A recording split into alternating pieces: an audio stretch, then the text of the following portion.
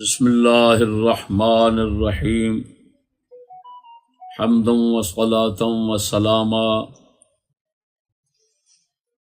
سامعین و ناظرین السلام علیکم ورحمۃ اللہ۔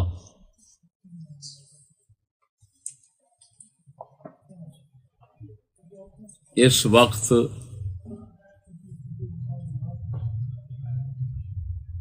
جو موضوع بیان کرنے کا ارادہ ہے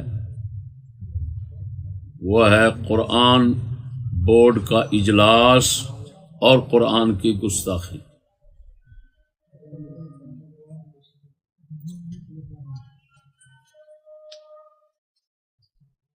دوستو،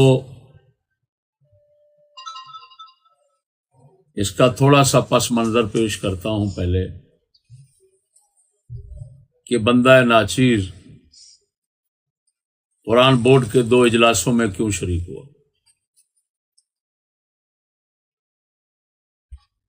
آپ حضرات کو معلوم ہے ملتان شریف میں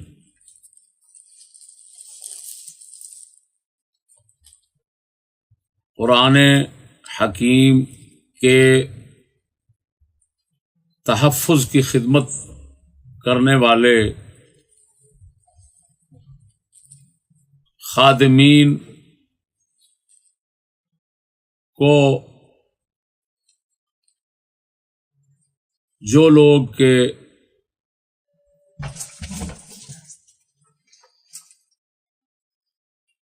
تحفظ قرآن،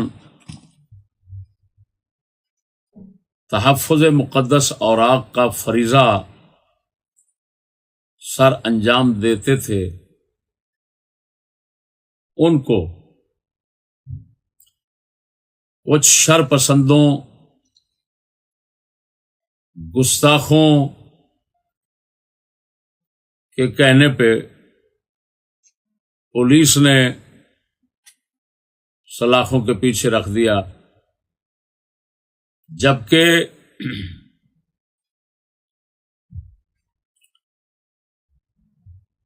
یہ سب کو معلوم ہے کہ یہ لوگ جنہوں نے جھوٹا پرچہ دلوایا ہے وہ خود گستاخ ہیں۔ اشتہارات کے ذریعے مختلف طریقوں سے اللہ رسول جل شانہ صلی اللہ علیہ وسلم کے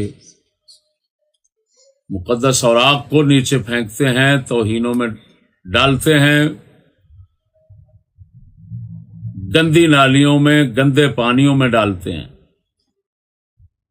اور وہ لوگ اپنی خفت، اپنی ذلت، اپنی گستاخی، اپنی رسوائی اور اپنی بدنامی کو چھپانے کے لیے ایسا فتنہ چشتیوں کے خلاف اور قرآن مجید کے تحفظ کے خادموں کے خلاف کرتے ہیں۔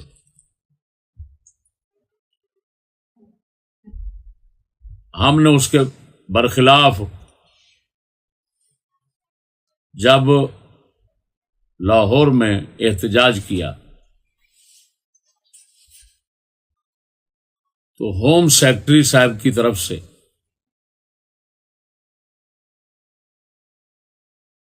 نائب پہنچا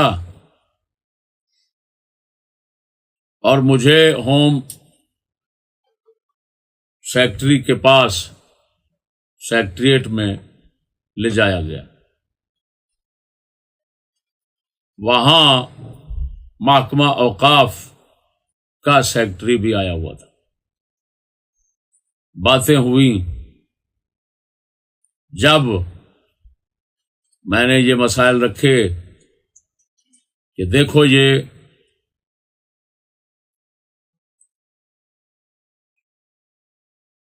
جو ہم قرآن مجید مقدس اوراق کے نسخوں کو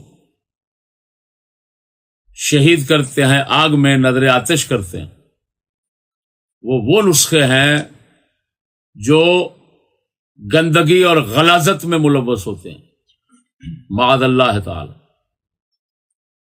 یہ آپ کو میں اگرچہ بارہا دکھا چکا ہوں، اب بھی دکھانے لگا ہوں، یہ آپ دیکھ سکتے ہیں۔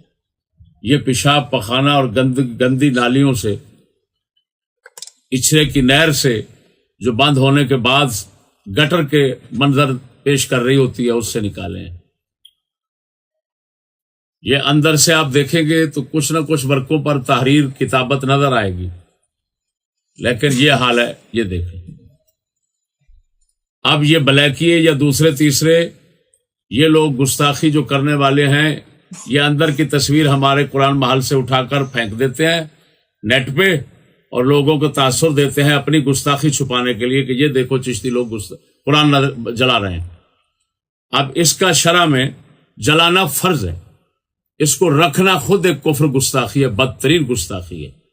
ہم کیونکہ پاکستان کی ریاست میں بیٹھے ہیں جو ایک لادین سیکولر ریاست ہے، جو اسلام کی انتہائی دشمن ریاست ہے، اس میں ہم بیٹھے ہوئے ہیں. اس وجہ سے یہ اتنا عرصے سے ہم نکال کے ان کو شہید نہیں کر پا رہے، ان کو شریعت کے مطابق محفوظ نہیں کر پا رہے. یہ اسی طرح غلاظت پیشاب پخانے میں ملوث رکھے ہوئے ہیں. یہ اسی طرح میں ہوم سیکرٹری کے پاس لے گیا، اس کو دکھایا. پھر انہوں نے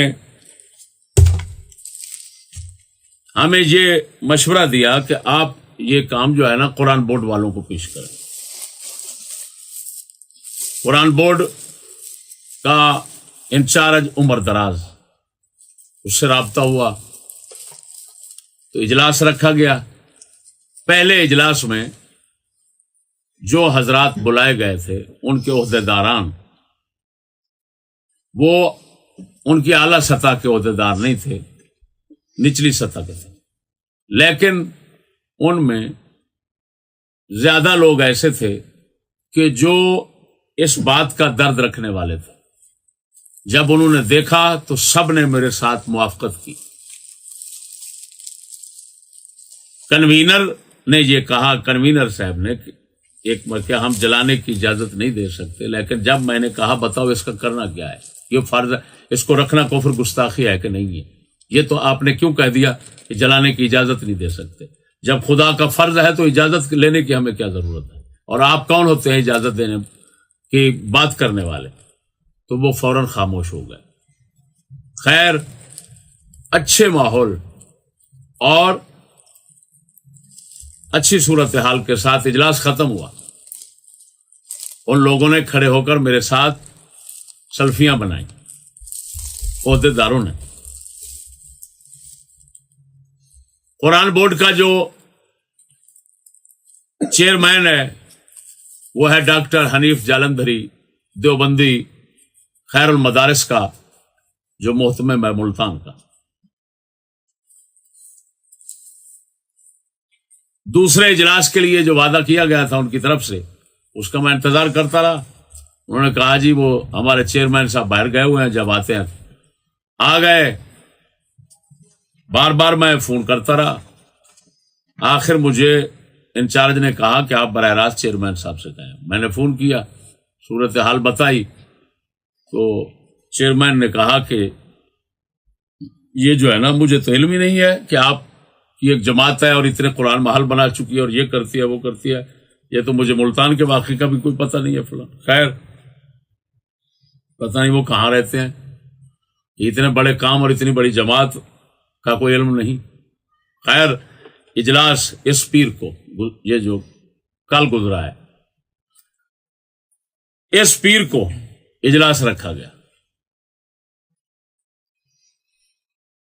اجلاس ان کے طرف سے یہ مجھے بتایا گیا کہ یہ خاص عہدیداروں کا ہی اجلاس ہوتا ہے، غیر بندہ شامل نہیں ہو سکتا. میں نے کہا بھائی ہمیں تو ہوم سیکرٹری کی طرف سے یہ اعلامیہ جاری ہوا تھا کہ تم ادھر جاؤ، تو ہم تو ان کے کہنے پر آئے ہیں. آپ لوگوں کو انہوں نے کہا کہ ان کو وہاں پر بلائیں.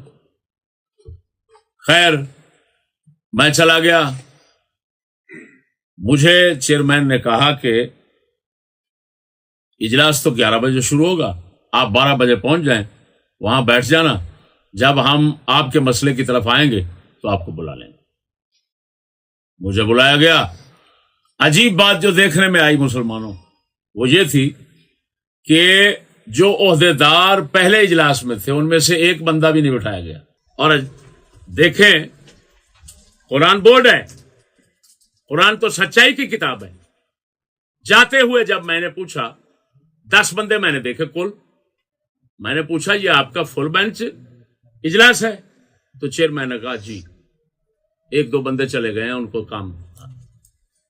اور میں نے اپنی آنکھوں سے دیکھا جو پچھلے اجلاس میں 7-8 بندے تھے تو ایک بھی نہیں تھا ان میں سے.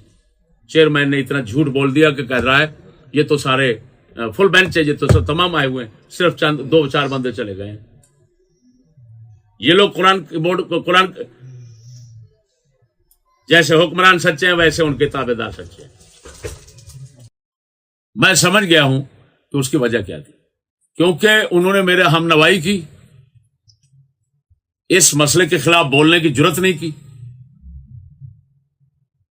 تو میرے خیال میں ایجنسیوں کی طرف سے یہ ان کی تانیب اور ان کی سرزنش تھی کہ آگے ایسا نہیں کرنا. انہوں نے ان کو بلایا ہی نہیں. جب چند آدمی بیٹھے تھے، ہر فرقے کے بیٹھے تھے، جس طرح کے چیئرمین نے کہا کہ ہر فرقے کے لوگ ابھی بھی بیٹھے ہیں، میں چلا گیا، بات شروع کی کہ بھئی ہمارا کام یہ ہے، یہی قرآن مجید جو آپ کو ابھی میں نے دکھایا، یہی قرآن مجید کے نسخے ہم نے اس وقت ان کے سامنے کیے. ان میں سے کچھ لوگ کہہ رہے تھے جی دھوئے جائیں، کیمیکل ہو کچھ ہو اس کے ساتھ اس کو دھونا چاہیے، آگ میں جلانے کی اجازت نہیں دے سکتے. میں نے کہا بھائی پہلے میں بلاتا ہوں قرآن پاک دیکھیں کیا اس میں دھونے کی گنجائش بھی ہے یا یہ دھونے سے ہی ختم ہو جائے گا. جب میں نے یہ سامنے کیا تو یہ میں نے ان کے سامنے کیا تو چیئرمین نے دیکھ کر فوراً کہا کہ بھائی یہ تو دھونے کے قابل نہیں ہے، اس کو تو دھونا ممکن ہی نہیں ہے. لیکن دوسرے جو سکھائے پڑھائے ہوئے بیٹھے تھے انہوں نے فوراً کہا نہیں جی اس کو دھویا جا سکتا ہے. اب ایک بندہ جس کا نام نیٹ پہ آپ دیکھیں کہ تو لکھا ہوا ہے شیخ القراء محمد احمد میاں تھانوی، سفید ریش، بڑی مشبہ شکل، اس نے جو بات کہی وہ میرا اس وقت موضوع کا عنوان ہے جس کو میں نے شروع میں پیش کیا ہے، قرآن بورڈ کا اجلاس اور قرآن کی گستاخی. وہ کس طرح گستاخی کرتا ہے اور سارے کے سارے ان کے عہدیدار اس کے ساتھ خاموش ہو کر متفق ہوتے ہیں. ایک بھی نہیں تھا کہ جس نے اس کی اس گستاخی پر انکار کیا ہو. کیا گستاخی اس نے کی؟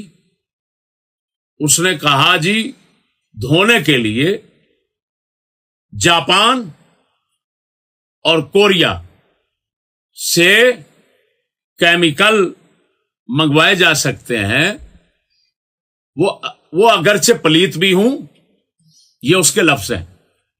مجھے انہوں نے فلم نہیں بنانے دی، میرے بندے کیمرہ مین کو ساتھ نہیں جانے دیا، لیکن ان کے پاس فلم محفوظ ہوگی، ان کے اپنے دفتر کی فلم ہوگی، دفتر کی طرف سے فلم ان کے پاس محفوظ ہوگی. لیکن نیچری سکولی طبقہ غلط بیانی میں ماہر ہوتا ہے، تو کوئی ان کے لیے بڑا کام نہیں ہے کہ کاٹ باٹ کر کچھ کا کچھ بنا دیں. یہ میری تنبیہ کے بعد جو میں لوگوں کو اطلاع دے رہا ہوں. اب انہوں نے کیا کیا، وہ جو شیخ القراء احمد میاں تھانوی دیوبندی بیٹھا تھا اس نے کہا کہ جی اگرچہ وہ ناپاک ہو کیمیکل، لیکن قرآن مجید کو اس کے ساتھ دھونا ٹھیک ہے. کیوں ٹھیک ہے؟ یہ بھی تو ناپاک ہے، یہ تو پہلے سے ناپاک ہے. تو جب پہلے سے ناپاک ہے تو ناپاک کیمیکل کے ساتھ اگر دھو لیا جائے تو پاک ہو جائے گا. جو ہی میں نے سنا وہ سب خاموش بیٹھے تھے. یہ تنخواہ خار، یہ طمعدار، یہ انگریزی غلام، نوکریوں کے بندے کبھی بھی ضمیر نہیں رکھتے جو ضمیر صاحب ایمان ہو، اور کسی ناجائز بات پر وہ ضمیر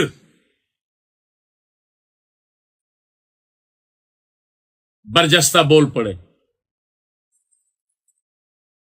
وہ ضمیر اچھلے، حرکت میں آئے، وہ ضمیر ہی نہیں رکھتے جن لوگ. کیا کیا اب؟ وہ اتنا بڑی بات کہہ رہا ہے کہ ناپاک کیمیکل کے ساتھ، پلید کیمیکل کے ساتھ ناپاک قرآن مجید کو دھونا بالکل ٹھیک ہے. میری سچی بات یہ ہے کہ میری سماعت میں، میرے سننے میں ایسی بکواس زندگی میں پہلی مرتبہ آئی تھی، اور میں سمجھتا ہوں آج تک 1400 سالہ تاریخ میں کسی مسلمان کے کان نے یہ بکواس اور گستاخی نہیں سنی ہوگی کہ ناپاک چیز کے ساتھ قرآن کو دھونا جائز ہو، پلید چیز کے ساتھ قرآن کو دھونا جائز ہو. جب میں نے سنا تو میں تو آگ بگولا ہو گیا. میں نے اسی کو مخاطب کیا، چیئرمین سے پوچھا یہ بزرگ کا نام بتانا. اس نے نام بتایا تو میں نے اس کی طرف مخاطب ہو کر بات شروع کر دی. میں نے کہا یہ تو عجیب بات، قرآن ناپاک، قرآن گندگی جس کو لگ چکی ہے اس کو گندگی کے ساتھ دھونا، پلیتی کے ساتھ دھونا. وہ تو سوئے اتفاق سے ایسا ہو گیا، پلیتی لگ گئی. اب مسلمان خود پلیتی ڈالے جان بوجھ کر اس پر. اتنا بڑا کفر، اتنا بڑی گستاخی. اب جتنے بیٹھے تھے سب کو آگ لگ گئی میرے خلاف.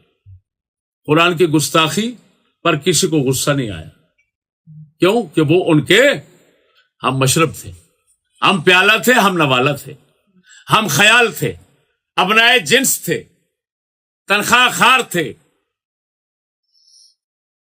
تو وہاں پر اتفاق کرنا پڑا، اور خدا کے ساتھ تو نہیں کرنا پڑا تھا. خدا کیا دیتا ہے؟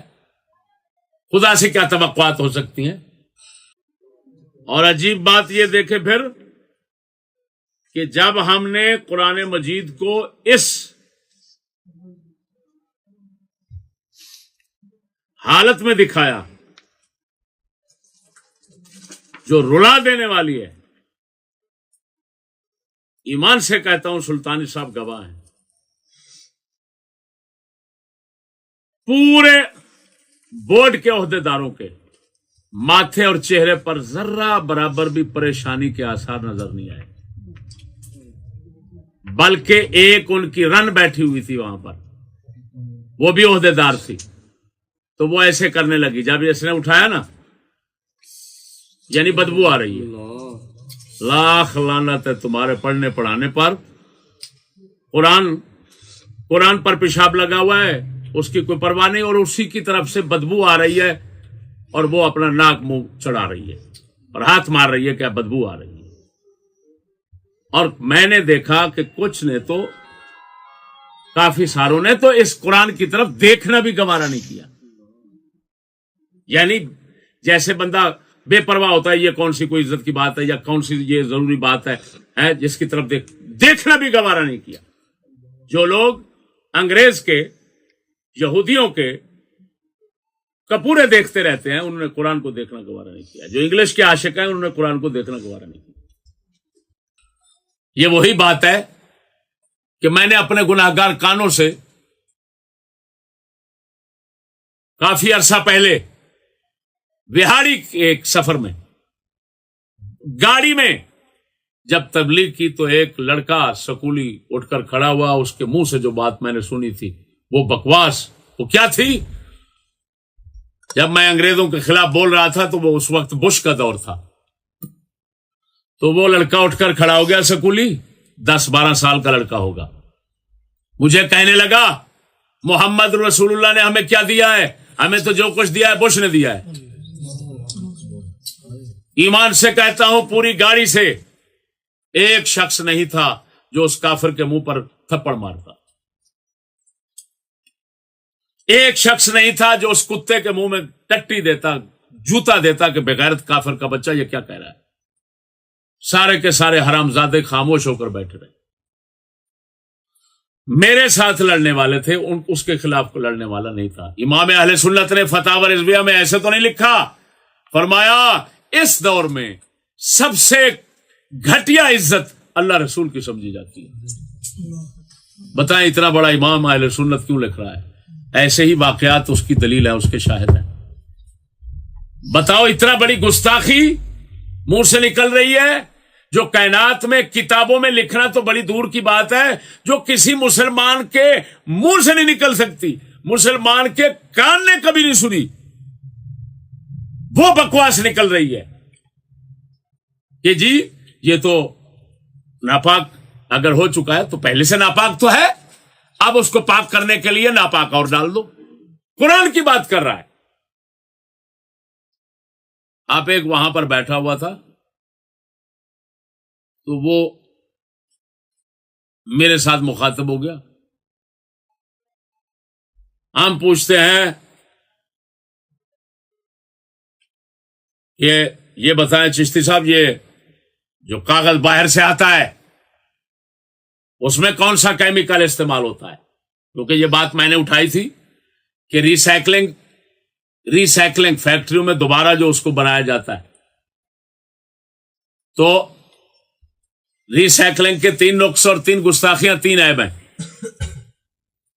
پہلا یہ ہے کہ کم از کم مشکوک قسم کا کیمیکل آتا ہے باہر سے، وہ استعمال کیا جاتا ہے ریسائکلنگ میں۔ اور قرآن کے لیے ایسی چیز کا ہونا ضروری ہے جس کا پاک ہونا یقینی ہو۔ دوسرا میں نے کہا جو غسالہ اور دھون ہوتا ہے اس کو میں نے اپنی گناہگار آنکھوں سے دیکھا، وہ گندے نالوں میں جاتا ہے، اور میں نے حوالہ دیا اکاڑا سے دیپال پر روڈ پر ایک فیکٹری ہے جس کو میں نے خود معائنہ کیا، جا کر دیکھا جب مجھے دوستوں نے بتایا کہ ایسے ہوتا ہے۔ واقعتاً وہ ملگدہ کے علاقے کے جو ہے نا گندا نالا، اس میں جا رہا ہے وہ پانی۔ قرآن کا غسالہ، قرآن کا دھون گندے نالے میں۔ ارے دم کیا جاتا ہے تو پینا اگلے فرض سمجھتے ہیں یار، اس کی بے ادبی نہیں کرتے جس پر پھونک مارا جائے۔ یہ کیا لعنت ہے؟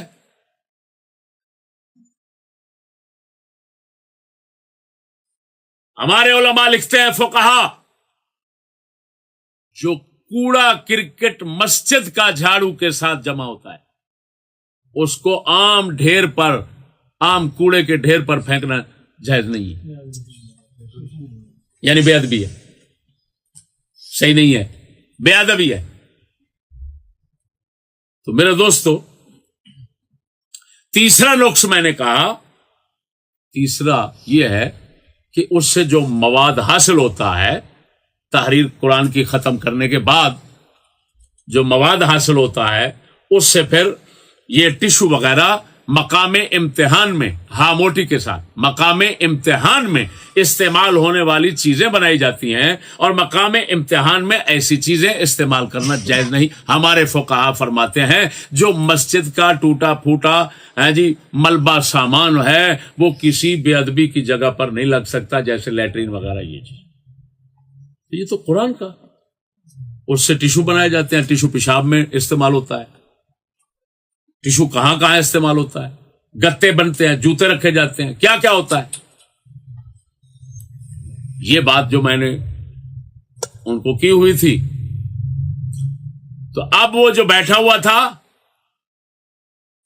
انگریزوں کا خوشامدی، اس نے فوراً کہا چشتی صاحب سے ہم پوچھتے ہیں یہ جو قرآن پاک حدیث پاک کے جو ورقے آتے ہیں یہ کہاں سے آتے ہیں، کون سے کیمیکل سے بنتے ہیں؟ مطلب اس کا یہ تھا کہ یہ یورپ سے آتے ہیں، تو یورپ والے کیمیکل استعمال کرتے ہیں تو وہی مشکوک کم از کم ہوگا۔ میں نے اس کو کہا اس کو کہتے ہیں بناء فاسد علی الفاسد۔ اگر مشکوک کیمیکل کے ساتھ بننے والے کاغذ کو تم منگوا رہے ہو انگریزوں سے، تو یہ تمہاری غلامی کی نحوست ہے، مجھے کیوں عذر پیش کر رہے ہو؟ یہ تمہاری غلامی اور ذلت کی نشانی ہے، نحوست ہے کہ تمہاری حکومتیں ورقہ بنانے کے بھی قابل نہیں ہیں، اور وہ بھی قرآن کے لیے۔ اور بحمد اللہ تعالی نبی پاک کے دور میں یہ پتھروں پر لکھا جاتا تھا، چھڑیوں پر لکھا جاتا تھا، چمڑوں پر لکھا جاتا تھا، ہڈیوں پر لکھا جاتا تھا، بانس کے چھلکے پر لکھا جاتا تھا، چوڑی لکڑیوں پھٹیوں پر لکھا جاتا تھا، اور جب کوئی پاکیزہ کاغذ ملتا تھا تو اس پر لکھا جاتا تھا۔ تو ہم لوگ جانتے ہو مسلمانوں، یورپ والے وہی ہیں جو ہمارے رسول سے ضد رکھتے ہیں، جو ہمارے قرآن سے ضد رکھتے ہیں، اس کو نالیوں میں جان بوجھ کر پھینکتے ہیں۔ رسول اکرم کی گستاخی یورپ کی تاریخ ہے، مسلسل تاریخ ہے۔ آپ کے پاکستان میں میں نے نہیں دیکھا 40 سال سے کوئی ایک سال گزرا ہو جس میں اللہ کی گستاخی، رسول اللہ کی گستاخی، قرآن کی گستاخی، اسلام کی گستاخی، ہاں جی، اور بزرگوں کی گستاخی نہ ہوتی ہو۔ میں نے 40 سال میں ایک سال خالی نہیں دیکھا۔ اگر ہے کوئی اس کے خلاف بکواس کرنے والا میرے ساتھ بیٹھے، میں ثابت کرتا ہوں۔ یہ وہی لوگ ہیں جن کا خدا رسول کے ساتھ یہ معاملہ ہے، قرآن کے ساتھ، تو یہ قرآن کو کیا کریں گے؟ تو میں نے کہا یہ تمہاری غلامی کی نحوست ہے، یہ بنائے فاسد الفاسد ہے، مجھے نہ بتاؤ یہ۔ تو ماں مر گئی، اس کی چپ ہو گیا۔ میں نے پھر یہ تحریر اپنی پیش کی جس میں میں نے اس بات پر شیعہ، سنی، وہابی، سب کا، تمام فقہ کا، ائمہ کا، بزرگان دین کا اجماع اور اتفاق ثابت کیا کہ ضرورت شرعی کے تحت قرآن مجید کو نظر آتش کرنا درست ہے۔ تمام امت کا اس پر اتفاق ہے، شیعوں کی کتابیں، سب کی کتابوں سے یہ میں نے ثابت کیا ہے۔ یہ چیئرمین قرآن بورڈ کو بھیجا، اس کے پاس پڑا ہوا تھا، اس نے کہا میں پڑھ تو نہیں سکا لیکن جو باتیں میری وہ سن چکا تھا۔ اس نے کہا ان کے میرے متعلق ان کے دلائل بہت قوی ہیں، یہ لفظ تھے، سلطانی صاحب اس چیز کے گواہ ہیں، دوسروں کو اندر نہیں جانے دیا تھا، سلطانی صاحب اس چیز کے گواہ ہیں۔ اس نے کہا دلائل ان کے قوی ہیں، ہمیں موقع دیں، ہم دوسرے اجلاس میں ادھر ادھر رائے لیں گے، فلان کریں گے، لیکن ایمان سے کہتا ہوں کسی ایک نے بھی اتنا بڑی گستاخی کرنے والے کو ملامت نہیں کی۔ تو یہ کیا ہے؟ قرآن بورڈ اور قرآن کی گستاخی کیوں نہ ہو؟ قرآن بورڈ میں سے جتنے عہدیدار ہیں ان میں سے کسی نے یہ تو نہیں کہا کہ سب سے بڑی قرآن کی یہی توہین ہے کہ انگریز کا قانون چل رہا ہے خدا کے قرآن کے مقابلے میں۔ سب سے بڑی تو یہ توہین ہے۔ کسی نے نہیں یہ کہا، نہ کہنا ہے، اگر کہے گا تو بورڈ میں نہیں رہے گا، میں پیر پیشگی کہہ رہا ہوں۔ ایسے لوگوں سے کیا توقعات ہو سکتی ہیں؟ عمر دراز وہاں انچارج ہے، پچھلے اجلاس میں صاف انہوں نے کہا ری سائیکلنگ کی حکومت کی طرف سے سخت پابندی ہے۔ میرے پاس ریکارڈنگ محفوظ ہے کیونکہ وہ ریکارڈنگ میں نے کروائی تھی۔ تو اس میں انہوں نے صاف کہا ری سائیکلنگ پر حکومت کی طرف سے پابندی ہے، اگر کہیں کوئی فیکٹری کر رہی ہے کام تو ہمیں بتانا، ہم اس کو گرفتار کروائیں گے، کارروائی ہوگی اس کے خلاف، قانونی کارروائی ہوگی۔ اور ادھر سارے کہے تھے ری سائیکلنگ کرو، ری سائیکلنگ کریں، ری سائیکلنگ کریں۔ ری سائیکلنگ کے لیے ناپاک کیمیکل بھی لینا پڑتا ہے تو بالکل ٹھیک ہے، کوئی حرج نہیں، ناپاک کیمیکل کے ساتھ قرآن کو دھو دیا جائے تو کوئی حرج نہیں۔ بتائیں، میں نے پھر وہیں کہا، میں نے کہا یار تم تو پچھلے اجلاس میں تو تم نے یہ کہا تھا، اب یہ کہہ رہے ہو۔ تو عمر دراز انچارج نے کہا نہیں جی ہم نے تو ایسی بات نہیں کی تھی۔ میں نے کہا جھوٹ بول رہا ہے، میرے پاس تو ریکارڈنگ ہے ساری تمہاری۔ پھر خاموش ہو گیا۔ یہ انچارج ہے ان کا۔ قرآن مجید کی میں کہہ رہا ہوں کہ ساری لعنت ان لوگوں پر ہے جو قرآن مجید کو اس حال میں رکھنے پر ہمیں مجبور کر رہے ہیں اور مسلمانوں کو مجبور کر رہے ہیں کہ ان کا شرعی تحفظ نہ کرنا، شرعی طریقے سے حفاظت نہ کرنا، ان کو پلیدی سے فوراً جو ہے وہ دور کرنے کی نہ سوچنا، ان کو اسی طرح رکھو۔ ہم اپنا ملعون کو قانون بنائیں گے، ملعون کوئی نحوست سامنے لائیں گے جب تک یہ اسی طرح پڑا رہے اور یہ توہین ہمیشہ کی ہوتی رہے، ہمیشہ کی گستاخی ہوتی رہے۔ میں نے تو کئی بار کہا، میں نے تو صحیح بات ہے اللہ تعالیٰ کو کہہ دیا، میں نے کہا اللہ یا ان لوگوں کو غرق کر،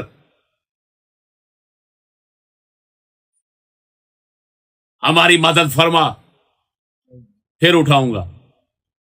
جب تک تو نہیں کرے گا میں نیچے سے کاغذ نہیں اٹھاؤں گا۔ لا یکلف اللہ نفسا الا وسعها، یہ وہی بات ہے جو حضرت عبد المطلب نے ابرہ بادشاہ جس نے حملہ کیا تھا ہاتھیوں کے ساتھ کعبہ پر، اس کو کہی تھی۔ آپ نے فرمایا تھا کہ میرے اونٹ دے دے، یہ کعبہ جانے اور اس کا خدا جانے۔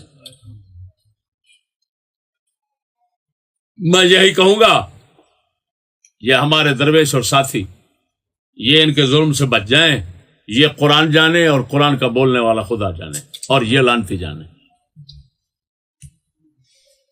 یہ مختصر رویداد، مختصر حقیقت حال، قرآن بورڈ کی بدترین گستاخی، اتنا بڑے کفر پر سب کی خاموشی، یہ آپ تک پہنچانا چاہتا تھا، میں نے اپنا فرض ادا کر دیا۔ اللہ جل شانہ ہماری مدد فرمائے، ملعونین اینما ثقفوا کو اپنے انجام پر پہنچائے۔ آخر دعوانا اٹھاؤ نام رب دا ہووے کام سب دا، اٹھاؤ نام رب ہووے دا مطلب دو نے، ایک ہر کسی دا کم ہونا چاہیے تے ہووے دا یہ بھی مطلب ہے وے جے اٹھاؤ گے تے ہر کسی دا کم ہوندا جاوے گا۔ اٹھاؤ نام رب دا ہووے کام سب دا، اٹھاؤ نام۔ اے دنیا فانی ساری، اے دنیا فانی ساری، او رہنا نام رب دا، اٹھاؤ نام رب دا ہووے کام۔ ذوق نال کہہ دو اٹھاؤ نام رب دا ہووے کام۔ اے دنیا فانی ساری، اے دنیا فانی ساری، او رہنا نام رب دا، اٹھاؤ نام رب دا ہووے کام۔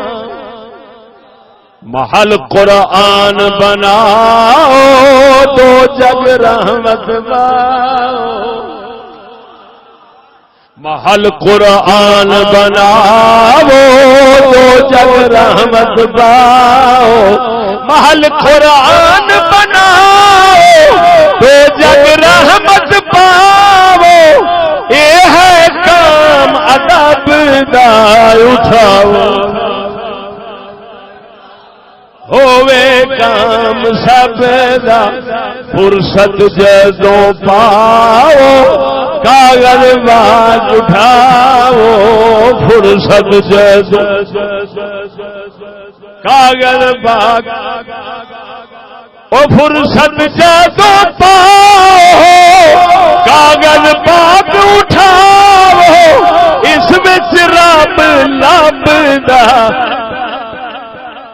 اٹھاؤ نام رب دا ہووے کام۔ حافی نام اٹھ بشرا، وہ میں پاسا چھیڑیا ہی نہیں کیونکہ وہ بیان کر چکے ہم۔ حافی نام اٹھایا، حافی نام اٹھایا، رب نے ولی بنایا۔ حافی نام اٹھایا رب نے ولی بنایا کمال نہیں نسب دا اٹھاو نا رب دا ہووے کام سب دا اٹھاو نا